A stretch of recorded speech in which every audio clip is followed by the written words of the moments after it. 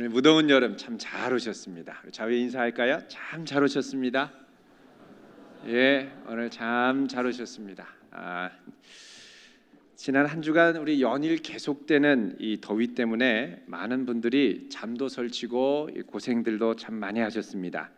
이번에 계속된 더위는 무더위라고 하기보다는 강더위에 가깝습니다. 우리는 이제 무더위 하면 무지하게 더운 더위를 무더위라고 이제 생각을 보통 많이 합니다만, 사실 이 무더위라고 할 때 이 무는 이 접두어에서 온 건데, 이게 무가 원래는 뭐냐면 물에서 온 이 접두어입니다. 그래서 무좀이라고 하면 손발에 물기가 많아서 생긴 좀을 무좀, 원래는 물좀이죠. 무좀이라고 하고, 또 무지개라고 하면 이 물, 좀 더 구체적으로 말하면 물방울로 만든 지게, 옛날에는 방으로 드나드는 문을 지게라고 그랬습니다. 지게문이라고 그랬죠. 그래서 물로 만들어진 문이 바로 이제 무지개인 것입니다. 이렇게 볼 때 무더위라고 하는 것은 이제 물더위, 습도가 높은 더위, 요즘 말로 하면 이 찜통 더위를 말합니다. 해마다 우리나라에서는 장마가 끝나고 무더위가 시작되는데, 이 무더위는 무엇 때문에 생긴 물이냐? 장마로 인하여 생긴 많은 습기가 열기에 묻어나서 생긴 것입니다. 그래서 이 습한 무더위에 우리가 고생을 참 많이 했었습니다. 그런데 올해 우리나라에서 이 마른 장마라고 할 정도로 비가 그렇게 많이 내리지가 않았습니다. 그래서 더위에 이 습기 없이 건조한 더위가 계속됐습니다. 이렇게 물기 없는 건조한 더위를 뭐라 그러냐? 강더위라고 합니다. 강더위. 여러분, 강추위는 많이 들어보셨을 겁니다. 강한 추위라는 의미로 이제 강할 강자 한문으로 쓰기도 합니다만, 순 우리말로도 이 강추위가 있습니다. 이 강추위라고 할 때 이 강은 접두사인데 무슨 의미가 있냐면 마른, 아니면 물기 없는 이라는 뜻이 있습니다. 그래서 강추위라고 하면 뭐냐? 눈도 오지 않고 바람도 불지 않으면서 아주 매서운 추위를 강추위라고 합니다. 여러분, 혹시 강된장이라는 말 들어보셨습니까? 강된장. 강된장은 뭐냐? 된장찌개보다 물을 적게 넣고 아주 되직하게 끓인 걸 강된장이라고 합니다. 이렇게 볼 때 지난주에 우리나라에 계속되었던 이 뜨거운 더위는 이 사막과 같은 이 고온 건조한 지역에 부는 그런 강더위에 가까운, 소위 말하는 이 불볕더위였던 것입니다. 그런데 감사하게도 이런 강더위를 인내하고 버티고 나면 이제 어제 입추가 시작되지 않았습니까? 서늘한 바람이 불기 시작합니다. 그렇게 온 세상을 태워버릴 것 같은 더위가 신기하게도 한풀 꺾이며 물러가는 것입니다. 하나님이 세상을 경영하시는 신비한 경륜을 바로 여기서 우리가 느낄 수가 있습니다. 강더위가 매몰차게 부는 유명한 지역이 있습니다. 미국 캘리포니아와 이 네바다주 사이에 걸쳐 있는 이 모하비라고 불리는 사막 지역인데, 여기에 가면 죽음의 계곡으로 불리는 이 데스밸리라고 하는 지역이 있습니다. 이 지역은 요즘 같은 8월이면 평균 낮 기온이 40도에서 50도를 오르락내리락 합니다. 전에는 공식 기록으로 57도까지 올라간 적이 있었습니다. 왜 죽음의 계곡이냐? 예전에 미국 서부 개척 시대 때 한 무리의 사람들이 이 동부 지역에서 서부 캘리포니아, 금광의 소문을 듣고 캘리포니아를 가는데, 그곳을 가로질러 가기 위해서 지름길로 이 데스밸리를 선택을 했고, 그야말로 여길 지나가면서 강더위에 죽을 고생을 하면서 이 지역을 통과하고 나서 이곳 이름을 이 데스밸리, 죽음의 계곡으로 이름을 붙였습니다. 감사하게도 이 죽음의 계곡을 지나고 나면 이 앞에는 뭐가 있느냐? 드넓은 태평양 바다가 펼쳐진 캘리포니아 주가 기다리고 있는 것입니다. 재밌는 것은 이 데스밸리라고 하는 명칭이 기업 경영에도 사용이 된다는 것입니다. 설립되지 얼마 되지 않은, 오래되지 않은 신생 벤처 기업을 이제 스타트업이라고 얘기를 하는데, 이 스타트업이 시작된 지 3년에서 5년 정도가 지나면 데스밸리가 찾아오게 됩니다. 보통 벤처 기업 같은 경우는 기발한 아이디어로 회사를 시작하는 경우가 많습니다. 아이디어 자체는 참 참신합니다. 이상적이죠. 그래서 이 아이디어를 실현시킬 회사를 세우는데, 현실은 이 이상적인 아이디어만큼 회사가 제대로 돌아가지 않는 경우가 참 많습니다. 그래서 이상적으로 시작한 회사가 몇몇 경우를 제외하면 3년에서 5년이 지나면 대부분 사업에 이제 어려워지면서 자금이 부족해서 재정 위기가 찾아오게 되어 있습니다. 자, 이 기간을 잘 넘기면 황금의 땅 캘리포니아를 맞이할 수 있습니다. 그리고 견실한 회사로 성장할 수 있는 것입니다. 그러나 이 데스밸리를 견디어내지 못하면 큰 위기 가운데 빠지고 결국에 기업의 생명은 끝나게 됩니다. 이 데스밸리의 생존율은 우리나라 같은 경우에는 41% 정도라고 합니다. 그러니까 5개 기업이 생기면 2개밖에 살아남지 못하는 것입니다. 이것은 우리의 영적인 신앙생활에 있어서도 마찬가지입니다. 우리가 큰 은혜를 받을 때가 있죠. 또 내가 믿음으로 서서 살리라 라고 결단할 때가 있습니다. 자, 우리가 주님의 말씀을 붙들고 이상적인 신앙의 생활을 영위하기 위해서 나아가지만 우리의 현실을 기다리고 있는 것은 이 데스밸리인 경우가 많이 있다는 것입니다. 여러분, 요셉의 경우를 잘 아실 겁니다. 꿈쟁이, 드리머라고 별명이 붙은 이 요셉은 꿈 가운데 기가 막힌 꿈을 꿉니다. 아니, 자기 형제들이 자기한테 다 절을 합니다. 심지어는 해와 달, 자기 부모님들도 자기한테 절을 합니다. 너무 흥분돼서 부모님한테 얘기하고 형제들한테 얘기했습니다. 내가 이런 꿈과 비전을 갖고 있습니다. 그러자 다들 자기처럼 가슴 뛰어하면서 좋아할 줄 알았는데 미워하기 시작하는 거예요. 그러더니 이 요셉을 부모님이 안 계실 때 몰래 붙들어 가지고 구덩이에 넣더니 지나가던 미디안 상인한테 팔아가지고 애굽의 노예로 팔아버립니다. 정말 멋진 꿈이 있어서 그 꿈을 선포하고 얘기했지만 요셉을 기다리는 건 꿈의 성취가 아니라 죽음의 계곡을 통과하게 되더라는 것입니다. 오늘 본문에 나오는 야곱도 마찬가지입니다. 야곱은 자기가 장자권만 받으면 인생 대박 나는 줄 알았습니다. 자기 인생이 정말 바뀌는 줄 알았습니다. 그래서 수단 방법을 가리지 않고 형 에서와 심지어는 연로한 아버지까지 속이면서 장자권을 차지했습니다. 자, 이렇게 장자권의 축복을 받았으면 그의 삶이 뭔가 좀 좋아지거나 더 나아져야 되지 않겠습니까? 그런데 이 장자권을 받은 야곱을 기다리는 건 뭐냐? 이 데스밸리, 죽음의 계곡이었다는 것입니다. 형 에서는 자기를 속인 동생 야곱을 증오하면서 기회만 오면 죽여버리겠다고 동네방네 다니면서 공언을 하고 다니는 거예요. 자, 이러다가 정말 형제들 간에 끔찍한 이 칼부림이 일어날 것 같습니다. 결국 보다 못한 어머니 리브가가 아버지의 허락을 받고 동의를 구한 다음에 야곱을 이 어머니의 고향인 밧단 아람으로 보내게 됩니다. 10절 말씀 같이 한번 읽어보겠습니다. 시작. 야곱이 브엘세바에서 떠나 하란으로 향하여 가더니, 자, 여기 보면 야곱이 가는 목적지를 뭐라고 말하냐면 하란으로 간다라고 말씀합니다. 원래 이 성경에 나온 지명은 밧단 아람 혹은 아람이라고도 하는 지역이었는데 여기를 하란이라고 부르는 것은 이 하란이 갖고 있는 영적인 의미를 강조하기 위해서입니다.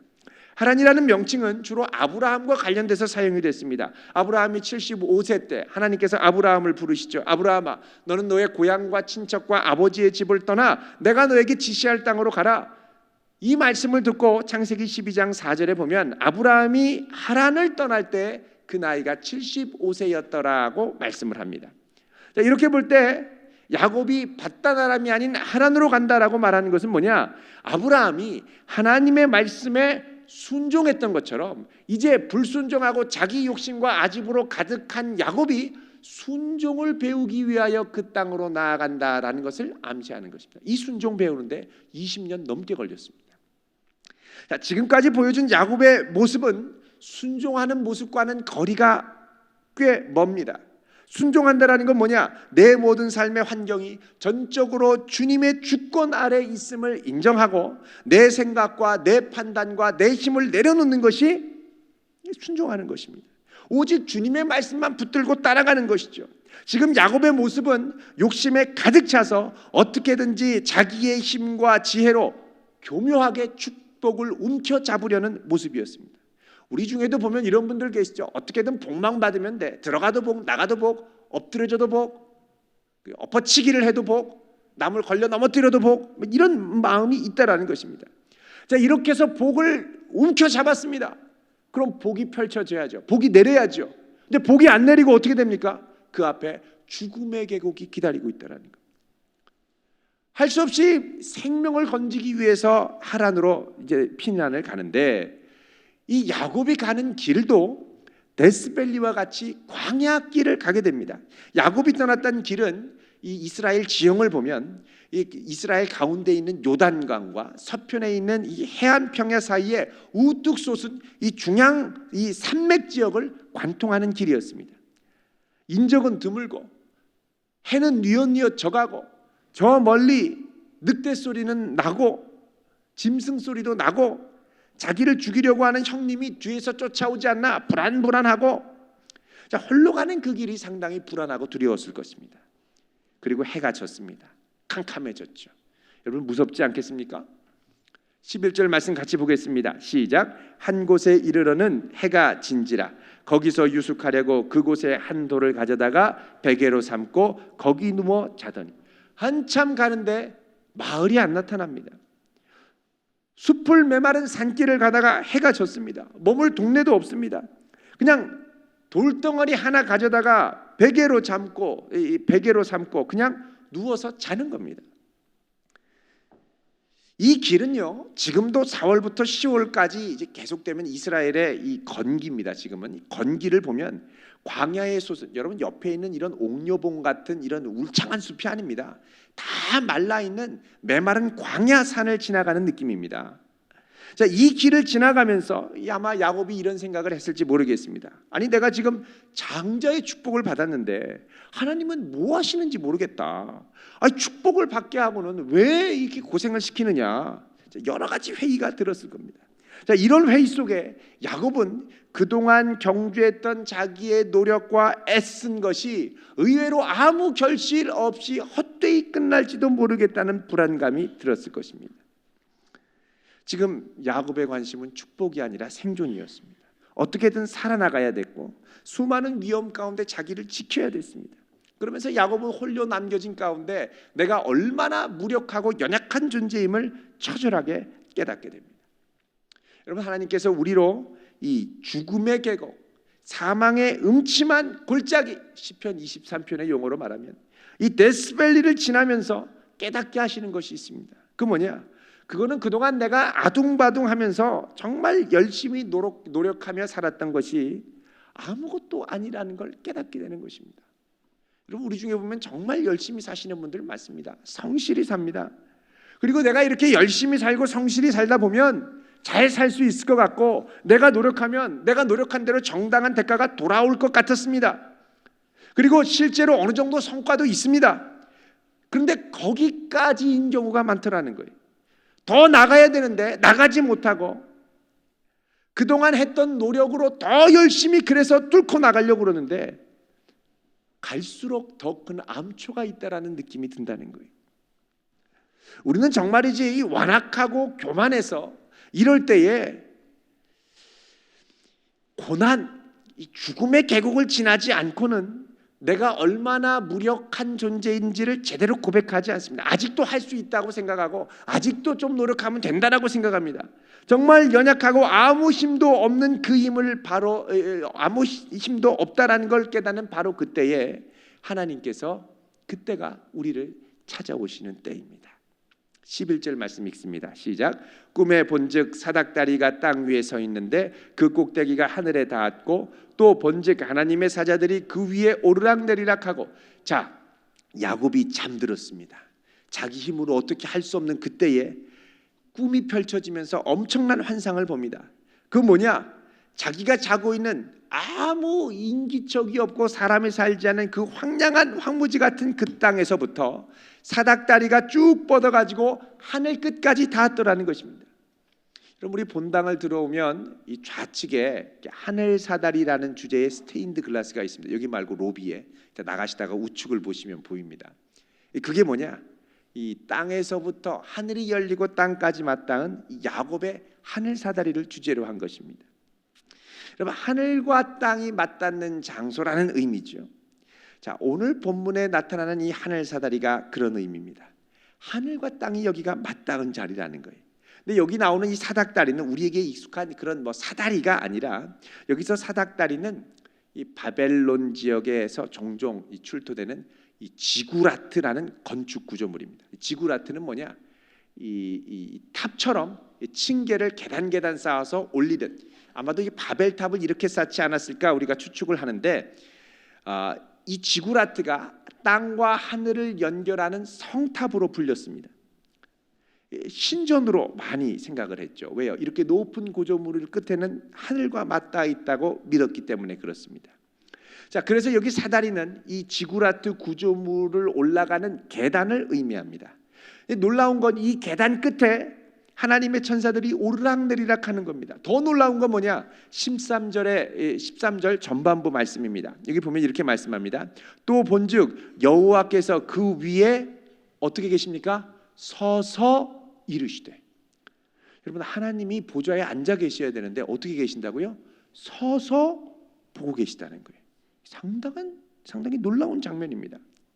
지금 자기는 사망의 음침한 골짜기를 지나고 있는데, 이 골짜기가 그냥 사망으로 덮인 이 죽음의 계곡이 아니라 하늘까지 이어진 소망의 골짜기고, 여태까지는 자기 욕심과 교만으로 이게 단절되어 있었던 거죠. 그런데 하나님께서 여전히 이런 야곱과 함께 하시는 걸 보여주면서 야곱에게 다가오시는데, 그 하나님께서 어떻게 계시느냐? 야곱을 주시하시는데 벌떡 일어나서 주시하고 계시다는 겁니다. 여러분, 성경에 보면 하나님이 보좌에서 일어나시는 장면이 이렇게 많이 나오진 않습니다만 또 신약에 보면 나옵니다. 사도행전 7장 끝에 보면 스데반이 마지막으로 돌에 맞아서 순교할 때 하늘이 열리는 걸 보고 하늘을 보는데, 그때 누가 계시느냐? 예수님이 하나님 보좌 우편에 앉아 계시는 게 아니라 벌떡 서서 스데반을 보고 계시더라고요. 하나님의 아들이 그 옆에 서서 계시는 거예요. 그래서 아마 여기서 서서 야곱을 보시는 분이 예수님이 아닐까 추측을 합니다. 이 야곱을 보면서 이 주님이 벌떡 일어나 계신 거예요. 왜 일어납니까? 지금 이 상태를 예사로 보지 않는다는 거예요. 지금 죽을 것 같은 이 사망의 골짜기가 주님께는 온갖 관심과 마음이 가 있는 하나님의 집의 장소라는 거예요. 야곱은 전혀 몰랐는데 하늘이 열리니까 막막한 이 현실이 새로운 소망의 하나님의 현실로 보이기 시작하더라는 것입니다. 자, 이 환상으로 끝나지 않습니다. 더 중요한 건 이 하나님이 직접 오셔서 말씀하시더라는 겁니다. 무슨 말씀을 하십니까? 13절 중반부터 보면 이런 말씀을 하십니다. 같이 읽어보겠습니다. 시작. 나는 여호와니 너의 조부 아브라함의 하나님이요 이삭의 하나님이라. 내가 누워있는 땅을 내가 너와 내 자손에게 주리니 내 자손이 땅의 티끌같이 되어 내가 서쪽과 동쪽과 북쪽과 남쪽으로 퍼져나갈지며 땅의 모든 족속이 너와 내 자손으로 말미암아 복을 받으리라. 아멘. 자, 이 말씀은 뭐냐? 자기 아버지 이삭이 자기한테 삼촌의 집으로 가기 전에 언약의 자손으로 내려준 축복의 말씀입니다. 그리고 이 말씀은, 이 약속은 자기의 할아버지 아브라함이 받았던 거예요. 근데 이거를 이제 어떻게 하느냐? 하나님이 친히 직접 나타나셔서 보여주시고 말씀해 주시는 겁니다. 확증해 주시는 거예요. 왜 이렇게 직접 말씀하셨을까?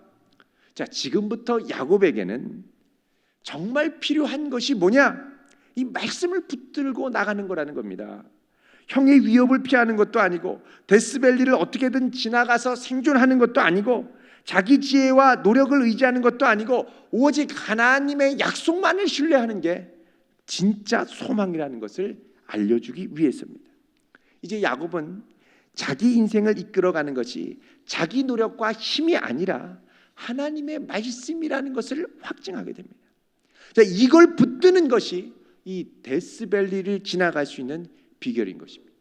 이 약속을 주시고 다시 한번 확증해 주시고 분명함을 알려주시고 그 다음에 뭐 하시느냐? 한 가지를 더 약속하십니다. 15절 말씀입니다. 시작. 내가 너와 함께 있어 내가 어디로 가든지 너를 지키며 너를 이끌어 이 땅으로 돌아오게 할지라. 내가 내게 허락한 것을 다 이루기까지 너는 떠나지 아니하리라 하신지라. 아멘.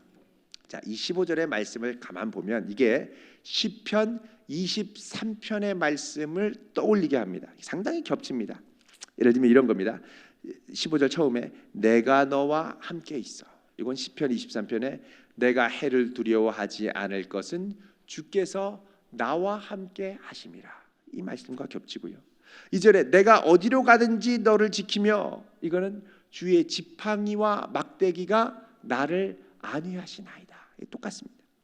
3절에 너를 이끌어, 세 번째 보면은 거기 보면 이제 그가 나를 푸른 초장에 누이시며 쉴만한 물가로 인도하시는도다, 이 같고요.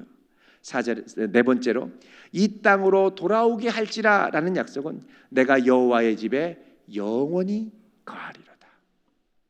시편 23편의 말씀과 상당 부분 비슷한. 그러니까는 주님이 이제 친히 목자가 돼서 인도해 주신다는 겁니다. 그리고서는 뭐라 그러냐? 내가 너에게 약속한 것을 다 이루기까지 너를 떠나지 아니하리라. 바로 이것을 임마누엘의 약속이라고 합니다. 이 말씀에 야곱이 깜짝 놀라 잠에서 벌떡 일어났죠. 16절에 그리고는 이렇게 고백을 합니다. 시작.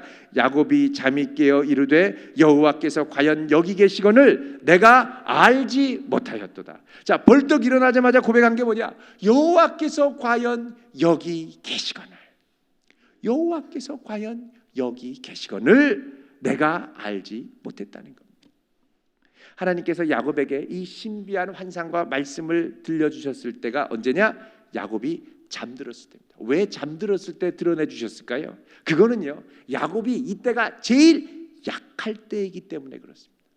야곱이 강할 때, 제정신이 있을 때, 아직 힘이 있을 때, 말짱할 때 들려주시면 자기 고집과 욕심과 자기 판단과 두려움이 다 결합돼서 갑작스럽게 찾아오시는 하나님의 현존과 말씀을 거부하고 교묘하게 빠져나갈 수 있습니다. 그리고 그 말씀을 교묘하게 비틀 수가 있습니다.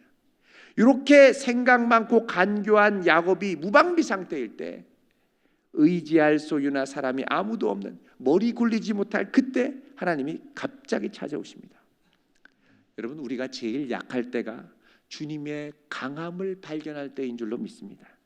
내가 제일 약할 때 찾아오신 주님을 발견할 수 있다면 그때가 바로 내가 제일 역설적으로 강할 때가 되는 것입니다. 자, 가장 약할 때 찾아오신 주님의 말씀을 붙든 야곱은 이제 새롭게 깨닫습니다. 그 뭐냐? 내 욕심으로 내달렸던 암담한 현실보다 꿈속에서 보여주신 하나님의 하늘의 현실이 훨씬 더 신뢰할 만하고 소망이 있다는 사실입니다. 하나님의 나라는 생각보다 훨씬 야곱 가까이에 있었고, 이제 야곱이 자기 욕심으로 살던 과거를 돌이키며 회개하기만 하면 그 나라를 놀랍고도 생생하게 경험할 수 있는 것입니다.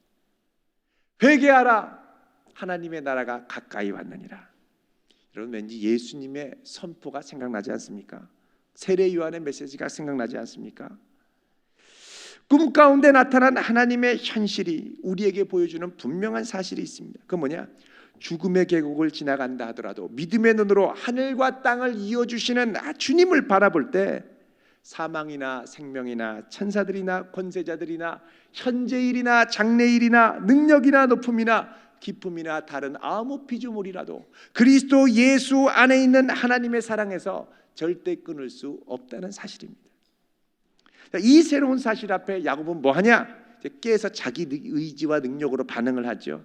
돌을 가져와서 기둥을 세웁니다. 그리고 여기 이름을 뭐라고 하느냐? 베델, 하나님의 집이다 라고 이름을 붙이고, 그러면서 그 앞에 하나님 앞에 맹세합니다. 하나님, 말씀하신 대로 정말 안전하게 돌아오게만 해주신다면, 자, 이 조건을 다는 겁니다. 간교한 야곱이 조건을 다는 거예요. 집에 돌아오게, 안전하게 돌아오게만 하신다면 하나님이 나의 하나님이 되실 거고, 이 베델이 하나님의 집이 될 거고, 저는 11조를 드리겠습니다. 이렇게 말씀을 드립니다. 여러분, 하나님이 아무 조건 없이 은혜로 찾아와서 약속을 주셨는데 그 약속을 뭘로 얘기를 하느냐? 분명한 조건적인 거래로 바꾸겠다는 거예요. 여러분, 하나님이 왜 잠들 때 찾아오셨는지 아시겠죠? 우리는 너무 머리가 잘 돌아가서요, 조금만 은혜 주시고 이렇게 약속을 주시려고 하면 이제 저 멀리까지 다 생각해서 계산합니다. 계산이 빨라요. 여러분, 계산할 틈도 없이 주님이 찾아오시려고 꿈 가운데 찾아와서 말씀하신 겁니다.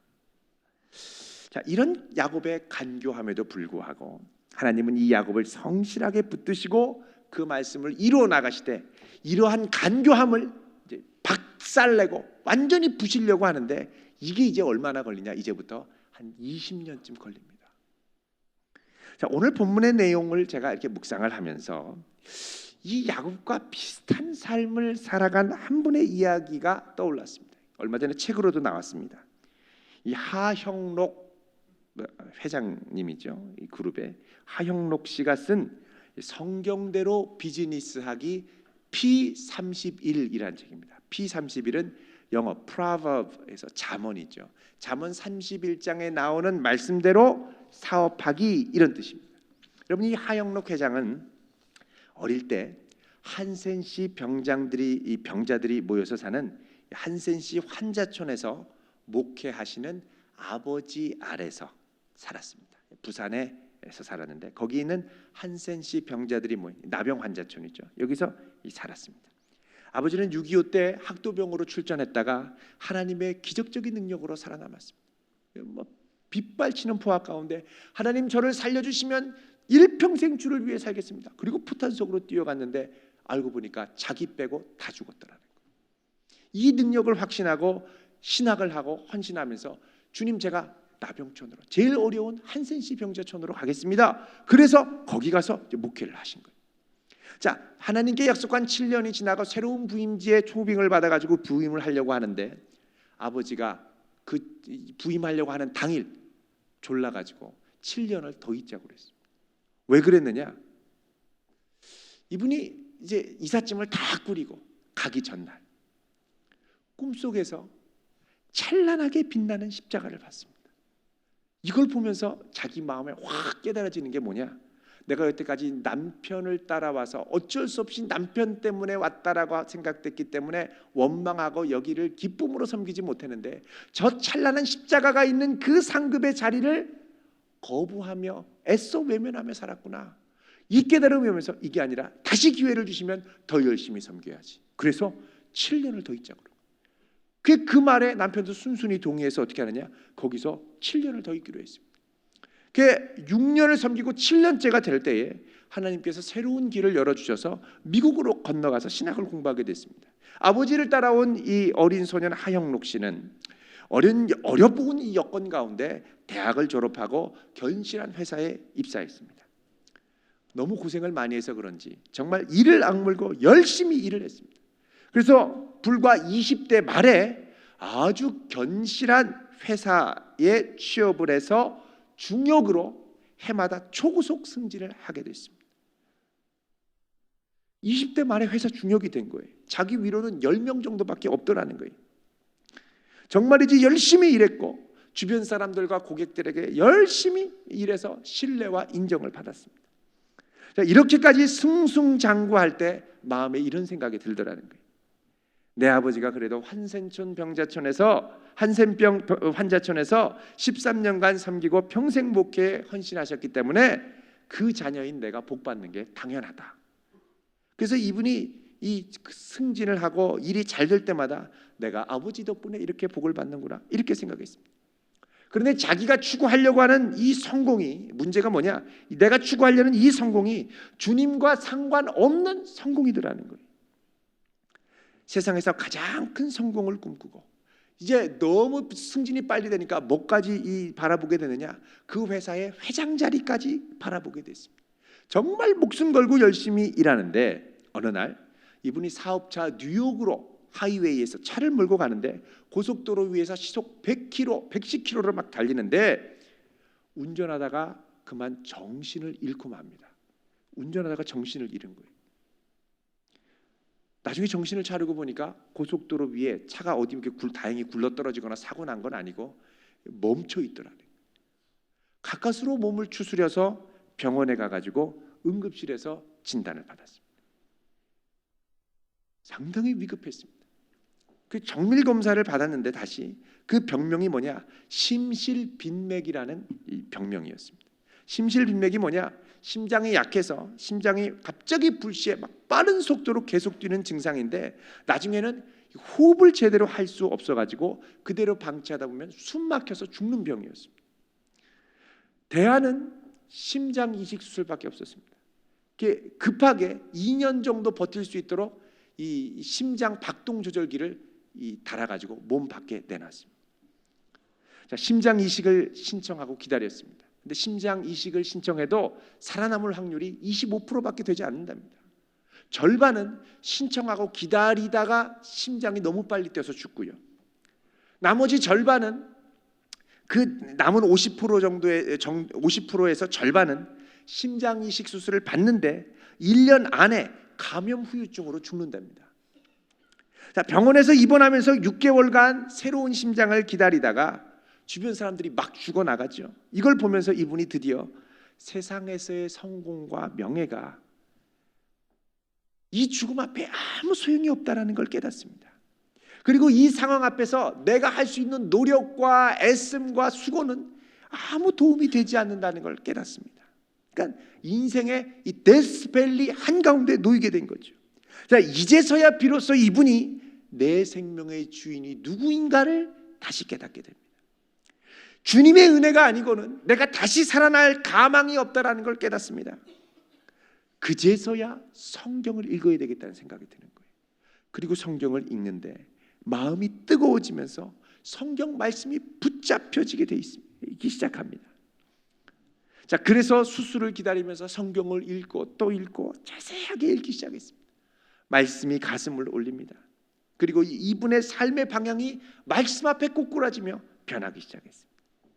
그래서 이분이 이제는 내 성공을 위해 사는 게 아니라 주님을 위해, 더 나아가서는 이웃을 위해 살아야겠다라고 생각을 합니다. 그래서 이식 수술을 성공적으로 받고 이분이 팀 하스라고 하는 세계적인 주차 빌딩 건축 설계 회사를 설립을 했습니다. 이 회사가 오늘날 미국에서 젊은이들이 가장 일하고 싶어하는 주목받는 회사 중에 하나가 됐습니다. 이 하용록 회장이 회사를 처음 이 수술을 받고 시작할 때 사명 선언문을 적었는데 뭐라고 적었느냐? 우리는 어려운 이들을 위해 존재한다. 여러분, 이게 자선 단체도 아니고요. 이익을 추구하는 기업이 어떻게 이렇게 말을 할 수 있습니까? 근데 뭐라고 그러냐? 우리는 어려운 이들을 위해 존재한다는 거예요. 자, 이러고선 시작하니까 하나님이 이 회사에 감당할 수 없을 만큼 복을 쏟아 부어 주셨습니다. 그리고 이 세상에서 성경대로 사업을 해도 이렇게 아름답고 멋지게 할 수 있다라는 걸 보여주기 시작하는 거예요. 그렇게 10년밖에 이식 수술을 받은 다음에 최고 많이 살아야 10년밖에 살 수 없다고 그러는데 이 10년밖에 살 수 없다는 시한부 인생이 어느덧 1년을 넘겨서 지금 15년째를 살고 있습니다. 여러분, 연일 계속되는 무더위 가운데 우리의 삶을 되돌아봅시다. 나의 걸음걸음이 정말 하늘과 연결되어 있습니까? 아니면 나의 열심과 노력을 너무 과신해서 여기에 열중하느라 하늘과 막혀 있지는 않습니까? 그 주님께서 하늘 보좌에서 벌떡 일어나셔서 우리를 주목하고 계십니다. 여호와께서 과연 여기 계시거늘 내가 알지 못했도다. 여러분, 이게 나의 고백은 혹시 아닙니까? 하나님은 내가 강해지는 것, 내가 부유해지는 것, 내가 세상에서 성공하는 것, 그렇게 많은 관심이 없으십니다. 물론 하면 좋지요. 근데 하나님이 원하시는 건 겸손하게 그분 앞에 그분 말씀만을 신뢰하며 이 모든 것들을 기쁘게 내어 맡기면서 사망의 음침한 골짜기를 하나님의 현실로 이겨나갈 수 있기를 원하신다는 겁니다. 여러분, 그분께 내어 맡길 수 있기를 바랍니다. 그럴 때 우리 앞에 놓인 이 데스밸리를 너끈하게 건너갈 수 있게 될 줄로 믿습니다. 이런 성도로 설 수 있기를 주님의 이름으로 축원드립니다. 기도하겠습니다. 거룩하신 하나님, 우리는 참